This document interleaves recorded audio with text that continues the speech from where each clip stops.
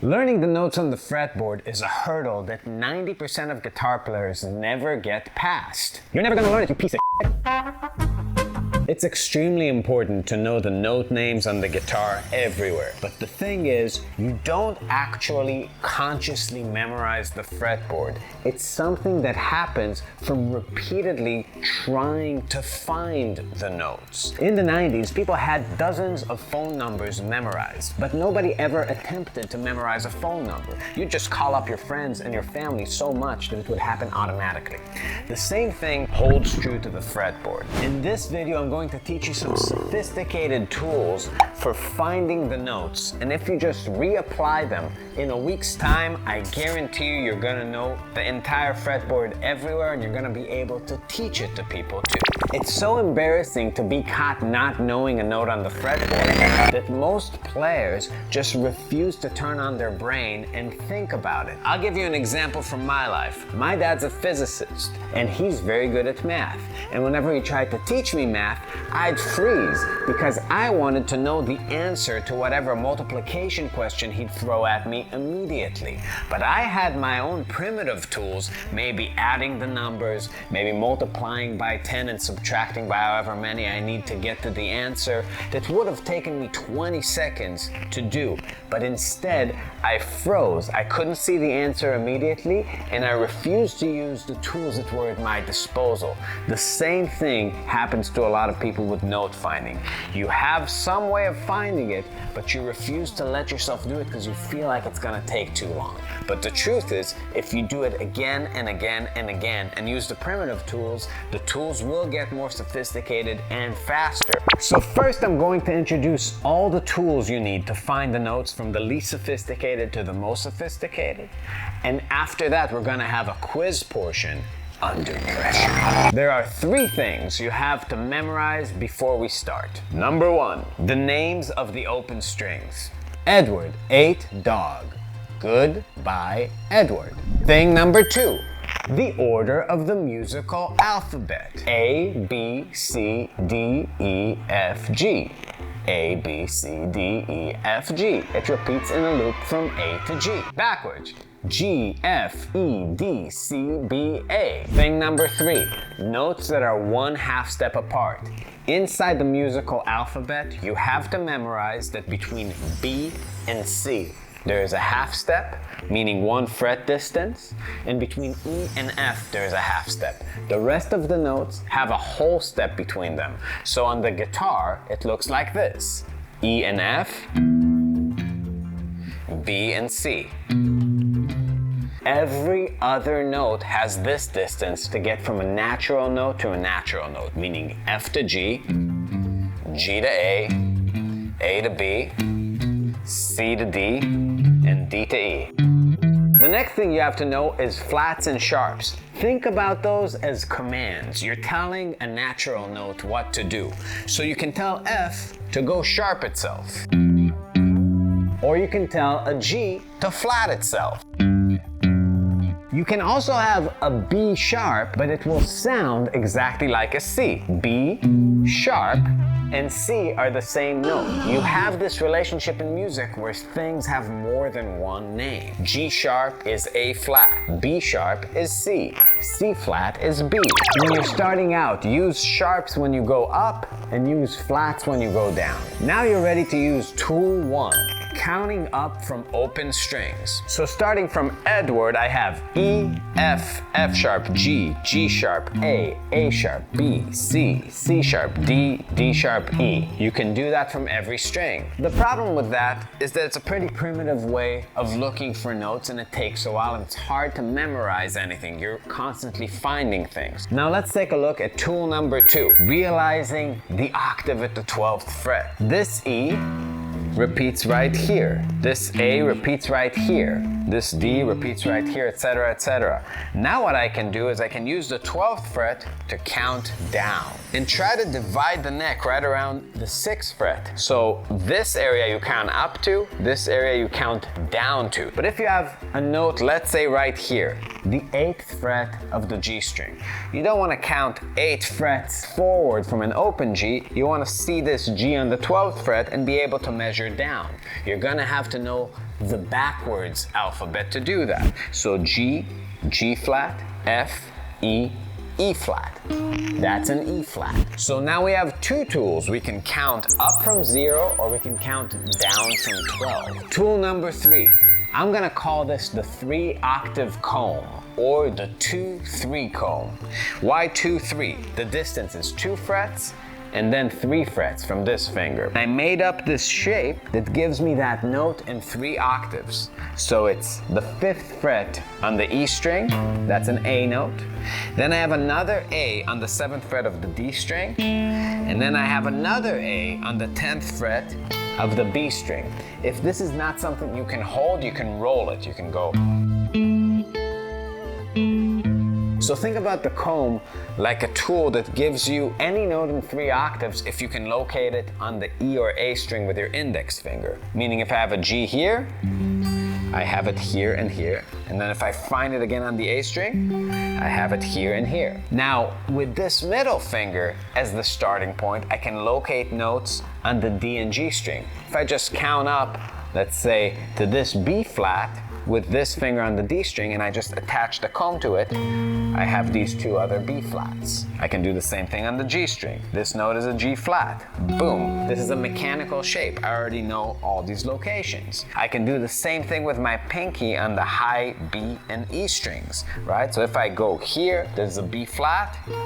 Attaching the comb, I have these B flats. So it's a super useful tool because if you grab one note, you find out 2 other locations, which are half the locations on the guitar. So the next thing we're gonna do is look at open chords and look at shells inside them. Take a look at this E-shaped E that everybody knows.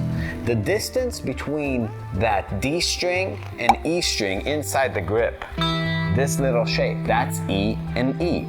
So wherever I am, I can grab that shape and have an octave. So if I know that this is an A, that's an A2. And you can really see that E shape inside it. If I just move that shape 1 string over and back to the beginning of the neck, I have a C shape. Between the A and B string, I have that octave. I can use that to know where the same note is, either starting on B down to A or starting on A up to B. If I take a look at my G shape, between the E and G string, I have this 3-fret span that gives me an octave. So wherever I am, I know here's another octave shape. A great exercise is finding a note on the bottom, let's say E, and then seeing the same note on the G string. Then doing it on the A string, finding it on the B string. Doing it again on the D string, finding it on the high E. Then do that backwards, starting on a different note. Let's say seeing a note with your index finger on, let's say this note, which is C, an octave down mechanically. Here's another C. C, C, C, C. So I'm using this tool to reinforce this kind of thinking. Another thing you can do is combine tool 3 with tool 4. So the comb up, let's say from G. Now from this point, I want to see that C shell, right? This is a C. And now I'm going to put my index here, and I have the rest of the G's. G. So you can use it to connect. If I start with this C, here's that E shell. So from here I have this. The last tool you want to see that's kind of tricky to see is unisons. Now we use unisons to tune the guitar. So the 5th fret of the low E string is the same as the open A. And that's true for all the strings except for the distance between the G and B. So they have this relationship.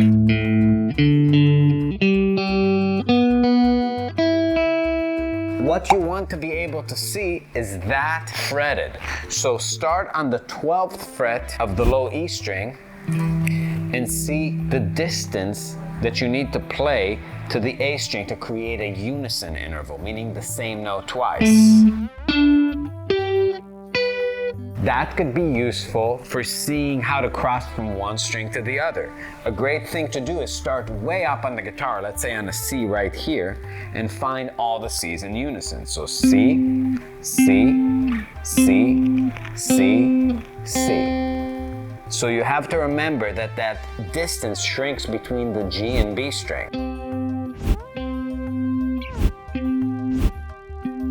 Another thing that might help you, if you know this, is instead of playing that 12th fret, you can play an open string and play an octave on adjacent strings.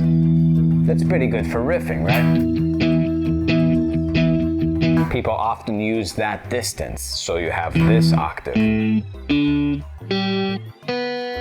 Remember, applying these tools is what gets you better, not understanding them. So don't spend a long time meditating on the benefits. Start with counting, then start with backwards counting, then start applying the comb shapes, then the shells, then combine everything. A great thing to do is just pick a string, pick a random number, find the note, and then ask yourself, okay, well, how can I use all the tools? Now I'm gonna pick a random fret number on a random string. The 6th fret on the B string. So I'm going to count up from open B. B, C, C sharp, D, D sharp, E, F. I'm gonna count down from open B. B, B flat, A flat, G, G flat, F. Now I'm gonna start applying my other tools. I'm gonna grab it with my pinky because that's how you apply a comb, and I'm gonna see it here. Another great thing to do is shoot things up an octave to where you cover all the locations possible. So here it is up the octave. If you don't know how to shoot things up an octave, you just take the first octave of the guitar and you just copy and paste your vision here. The dots are gonna really help. So if you put your pinky right here and just instead of thinking about note names, think about that as 1 fret past the 2nd dot. You can just shoot that forward to be 1 fret past the 2nd dot, past this halfway point, and then apply the shape. If I have this, I can now grab it with my index and use that C shell to get that same note on the A string. Now I can let go of this. Now that I have this, grab this with my index finger and find the other locations using a comb for Fs. So you just snake your way around the instrument, locating notes, and I promise you, do this enough, 2 weeks from now, you will be a master of note names. And note names are a prerequisite for understanding theory. Everything we're gonna do in the next lesson builds on this, uses these root notes as what we call one, or a tonal center. So now we're gonna do a quiz. I'm gonna give you a note, give you some time to find it while I actively try to embarrass and humiliate you. And you're going to use the tools I gave you in spite of the pressure you're gonna feel from me. Let's go. 9th fret on the B string. What is it? You're never gonna get this. You fucking suck. Dude, are you counting? Are you for real right now? Oh my god, this is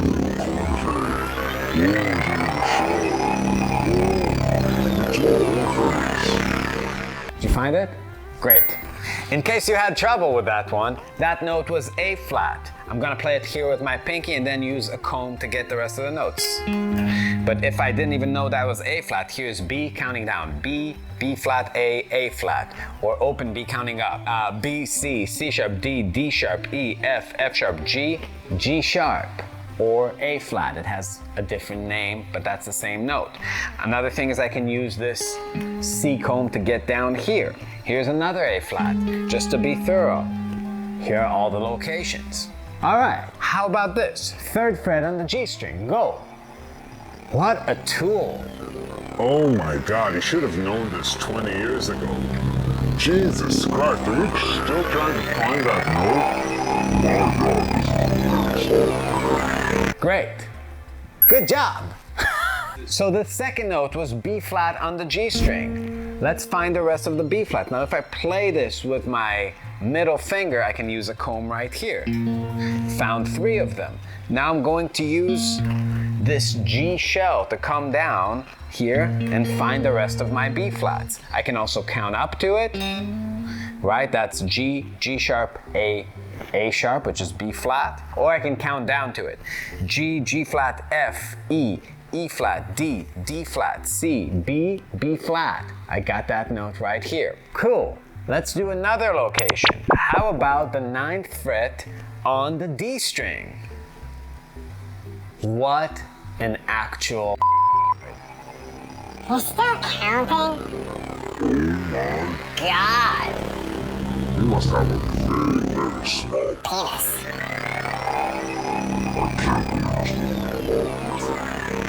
Did it? Great job. All right, now let's find it together. This note, it's a B. How do I know it's a B? Let's count down from D. D, D flat. You must have a very, very small Penis. How do I know it's a B? Let's count down from the 12th fret. D, D flat, C, B. Let's count up from open D, even though that's less useful. D, D sharp, E, F, F sharp, G, G sharp, A sharp, B. I'm right here. Let's use combs. First comb is right here. Now this note, if I use an E shell, takes me to this B. I grab it with my pinky. Here's another comb. Half the B's, the other half of the B's. You see how it's the same shape with the comb? Some brilliant shit right there. Also, you can use unisons to get from this B to this B, or from this B to this B, or from this B to this B. So you can really connect all these tools. If you dig this content, we have tabs, transcription, tons of lessons, all that stuff on our Patreon. Be sure to join us there. You will not regret it. Leave a comment, like the video, and please subscribe. We'll see you next time.